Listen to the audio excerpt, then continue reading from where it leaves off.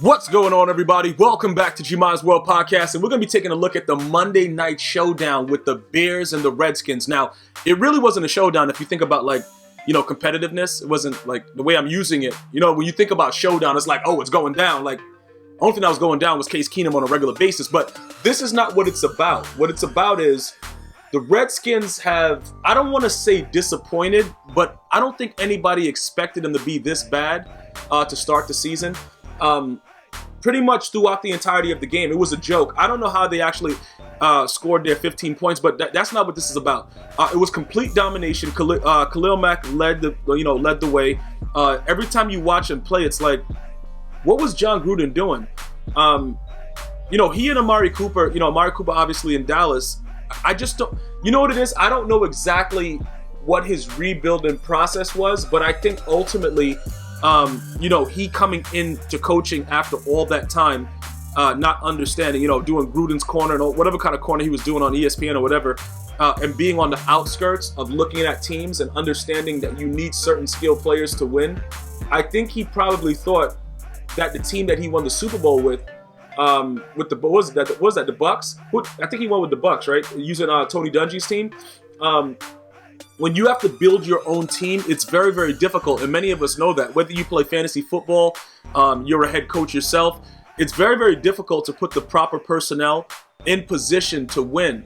And it just baffles me that I'm watching Khalil Mack in the Chicago Bears uniform, and he's just so unbelievable. And it's not like he wasn't doing this with the Raiders. I just wanted to point that out. It just bothers me a lot that these teams allow people to do that. That's wasted talent. You don't get a guy like Khalil Mack every day. Regardless of the picks and all the stuff that he did, I don't think that he would replace that. But again, he has a $100 million contract, so they're just watching him do whatever he wants. And, last Sunday it was disgusting. The play calling, everything that's going on with them, it's not as exciting anymore. And he's starting to lose a lot of his luster that he once had in John Gruden. And, I just wanted to mention that, man. It's just really, really wild. But now, getting into the Monday Night Football game, like I said, the Bears completely shut down everything that was going on with the Redskins. Adrian Peterson shut, everybody, you couldn't do anything. And what's very, very impressive, not only that, not only the fact that Khalil Mack is a very, very key part of the defense. The defense was good before Khalil Mack got there. That's what a lot of people, they fail to realize. The Bears' defense was already good. He just makes them that much better. It's like, how can we compare? It's like Golden State Warriors, and then they add KD. You know what I'm saying? They weren't getting as much accolades and praise and stuff like that. But when you look at the numbers, people weren't really doing whatever they wanted to do to the Bears prior to Khalil Mack's arrival. He just makes it yo, look, we finna take care of your business now. Now you see Khalil Mack on the other side. Dudes is curled up in the fetal position. This dude over here, Case Keenum. But let's just talk about some of the things that's going to help the Bears going forward. All right? That defense is great. You know what I'm saying? We can't knock the defense, everything like that. Offensively, early on, though, it wasn't looking too good for the Bears. Okay? Later on, obviously, Trubisky, 3 touchdowns. I think he had a pick. I understand that may be some concern, because many of you guys still are telling me, regardless, Trubisky, I'm still watching him. I told you guys in my last week's podcast, I think he has enough to be able to take them where they need to go, because the defense is so good. You don't have to do that much. I don't want to call him a game manager, because I've seen him make some throws that are really good. It's not like I don't see certain things in Trubisky that's going to make the Bears be able to do what people think they can't do. You know what I'm saying? They absolutely have the talent to go out there and win a lot of football games. It's it all depends, though, specifically on how they're going to choose to do that. Are they going to use the run game? Do they have to give him the ball, 30, 40 times? Those are the things that people are going to game plan for, because obviously you have to throw the football, and a lot of these quarterbacks really just need to get third and short. If you can, control the clock, run the ball, go, throw the ball 3rd and 5, 3rd and 6, things like that, I think the Bears are fine. But by no means am I saying that he's Joe Montana. I'm not saying that at all. But again, with the way that everything is starting to come through, I really do believe at this point that there's a lot more upside with the Bears going forward. Obviously, a lot of you guys are bringing up the Packers. Oh, bro, NFC North, the Packers are looking outrageous. But let me just say this, right? Aaron Rodgers looks refreshed. I think was it Mike McCarthy? Like him being gone, I don't know. Like sometimes you just need to get rid of a guy. Many of you guys thought that he would be the same player. Like he was just blaming everything on McCarthy, whatever, and it was just going to be the same Aaron Rodgers. He's a diva, whatever. I'm not going to deny that the man is kind of a diva. Like I'm never going to tell you guys. Like I see it myself. I'm not going based on what everybody else says. I'm going based on what I see. All right. But does he have the right to be a diva? Aaron Rodgers is a really good quarterback. He hasn't shown it, over the last couple of years due injury, whatever like that. But right now they're playing pretty well, and a lot has to do with the way their defense is playing with the Packers. So many of you guys were asking me, like, which one would I take? Obviously I got to take the Packers right now because of the quarterback situation, even though the Bears have the better defense. The quarterbacks are going to actually make the team, obviously, like we know, get them over the hump. You start looking at guys like Tom Brady, the dude loses everybody on his team, goes out there with the, you know what I'm saying? Like, he got the janitors out there running drag routes, and then he's able to hit them. See, those kind of players at that position is what's going to be key going forward. But I don't think anybody really expected much from Case Keenum. I think he was voted the luckiest season with the Vikings when he went on that historic run. So nobody was really expecting much from Case Keenum, but it is looking rather disgusting the way that they're actually going out there now and putting on the display. And I know the Redskins fans are like, yo, what's going on right now?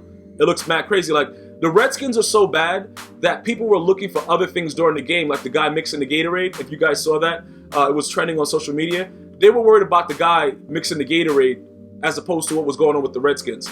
Like, that's how bad the Redskins are. Like, you're looking at a random coach or whoever he was mixing Gatorade in one of the buckets. Like, okay, man, like that should just let you guys understand how bad the Redskins were actually playing. But after you go through all that and you get to see the end part of the game, you realize, all right, week 3, 2-1, 0-3 for the Redskins, right? So what is the plan? The NFC East, let's just talk about the whole picture when we're dealing with the NFC, right?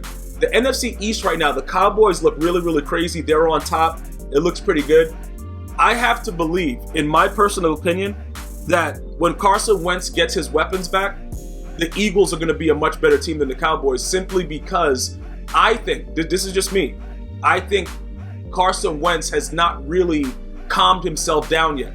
You know what I'm saying? Because people don't really understand a lot of things that go into these quarterbacks' minds. The risk of injury after you've already been injured, coming back, trying to prove yourself after, Nick Thodem Foles. You know what I'm saying? Nick Thodem Foles came in and just did whatever he wanted to do on the Super Bowl run. You start to, think about, can I actually do this? I think there's a lot of things going on with Carson Wentz, but again, when we start to look at the way the NFC is, not saying that the Dallas Cowboys are not a tough team, they just have to play somebody that's pretty decent. And I don't think, like, even the Saints right now that they're going to be playing next week, as far as, that goes, Teddy Bridgewater, like, he doesn't scare me, bruh. You know what I'm saying? He's just like that dude, like, you're like, all right, whatever, bro. Give him a noogie, wet willy. Like, I don't know, something about Teddy Bridgewater. If the Saints beat the Cowboys without Drew Brees, though, that'll be like a crazy situation because the Dallas Cowboys have a pretty good defense. They got pretty good corners. They got a very good D-line, as we know. So, the NFC, the way it is right now, the Packers, the Cowboys, obviously the Bears, the NFC side, I don't know.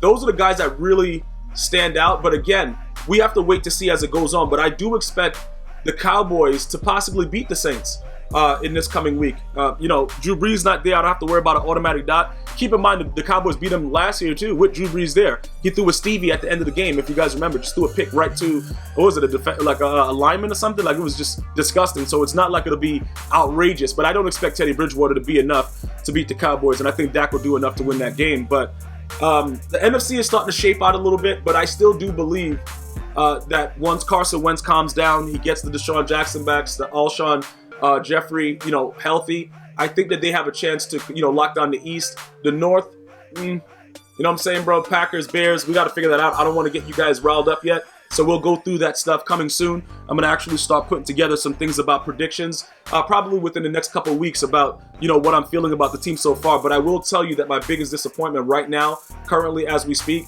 are the Browns. All right, so like I said, man, football is starting to get a lot more exciting. We're going to have a better Thursday night football game. It's a lot more going on, so I'm going to be seeing you guys and girls soon. Thank you guys so much for tuning in. Definitely go ahead and subscribe. Listen on iTunes, iHeartRadio, and Spotify at GmiasWorld Podcast. Until next time, one love.